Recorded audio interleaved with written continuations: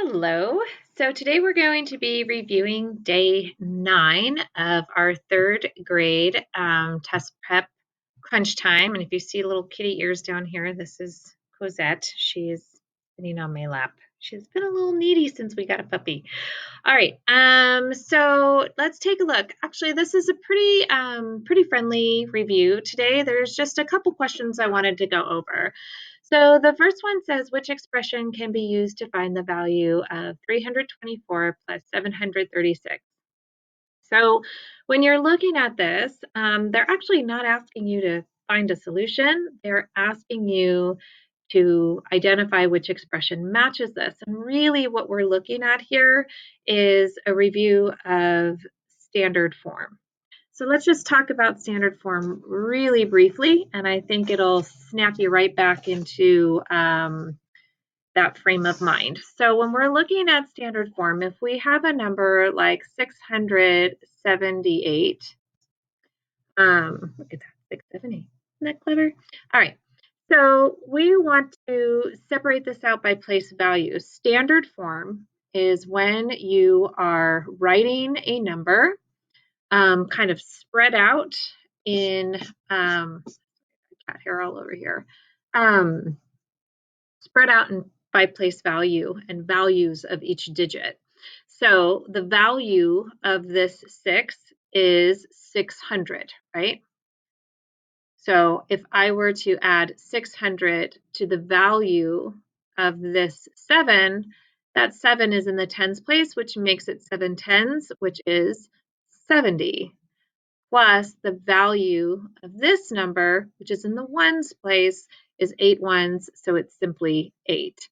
So when you're taking a look at this particular problem, you're going to want to really think, if I were to add up these numbers,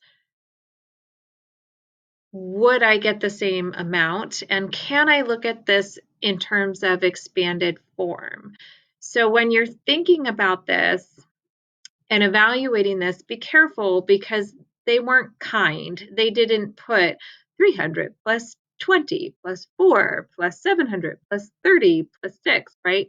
They've kind of jumbled things up and clustered things in a different way. So you're going to have to really kind of do a little bit of analysis on that one. So here we have some comparison of fractions. So there's a few things I want to talk about when you're comparing fractions.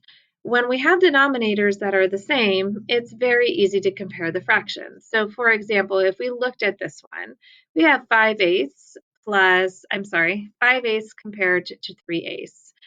So I can tell that 5/8 is greater than 3/8 because I have more of the eighths, right?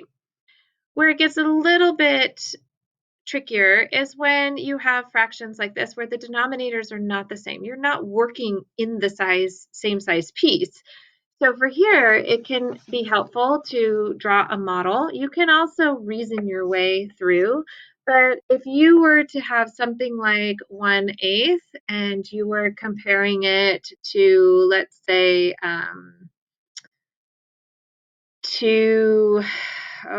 what do we want to say? 2/3. Okay, these are very different fractions. Here we're working in eighths. So if I was just mentally reasoning my way through this, I could think to myself, well, an eighth is really small compared to a third, right? If you were looking at this in terms of models, 1, 2, 3, 4, 5, 6, 7 creates 8 parts. I'm looking at this compared to this, right? That's an eighth compared to a third. And here I actually have 2 of them. So it's very easy to see through a model, which you can certainly do if you are coming across a pair of fractions that you're not sure really which one is bigger or smaller because the denominators are kind of similar and not quite as far apart as these two are, or maybe the number of pieces you have over here is closer to 6/8 compared to 2/3, which would be a kind of tricky fraction to compare. So you can think about the size piece and how many of them you have when you're comparing. Or you can also just do a model to kind of decide which one clearly has more. Let's continue on. Here we have a figure and we need to figure out what this missing side length is, and we're working with perimeter. So remember, perimeter of shapes is when we add up all sides of the figure. So you're going to need to use that understanding to decide what is that missing side length if your perimeter is 42. Okay, so they're already giving you two of the side lengths because it's a triangle. All you have to do is really think, okay, what would I need to add in here to get that total? We did a lot of review yesterday over some of these lines, line segments, rays. I want you to see if you can identify what this one is. And this is easy peasy over here. All right, I will see you next time. Bye.